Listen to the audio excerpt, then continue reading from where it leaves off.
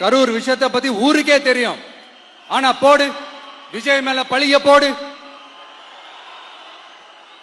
என்னடா இவ்வளவு பெரிய ஒரு பழிய தூக்கி விஜய் மேல போட்டாலும் மக்கள் விஜய் கூடவே நிக்கிறாங்க.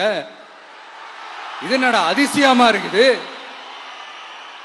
அப்படின்ட்டு அது ட்ரை பண்ணி பார்த்தாங்க. அது மக்கள் கிட்ட எடுபடல. சரி, அடுத்து வேற என்ன பண்ணலாம்? முடக்கு, ஜனநாயகனா முடக்கு.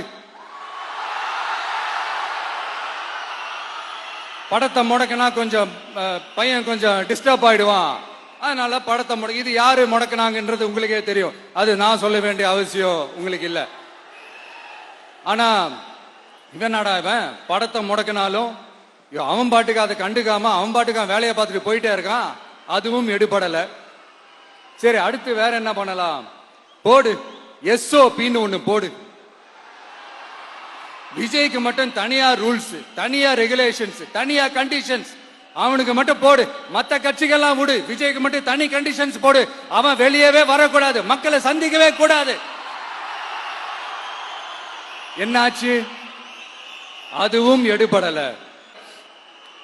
அது மாதிரி எத்தனை சோதனைகள், எத்தனை வேதனைகள் நீங்க கொடுத்தாலும் இந்த திமுக நாளையோ இல்ல இந்த பாஜக நாளையோ இல்ல இந்த மற்றும் பலர் நாளையோ இல்ல எந்த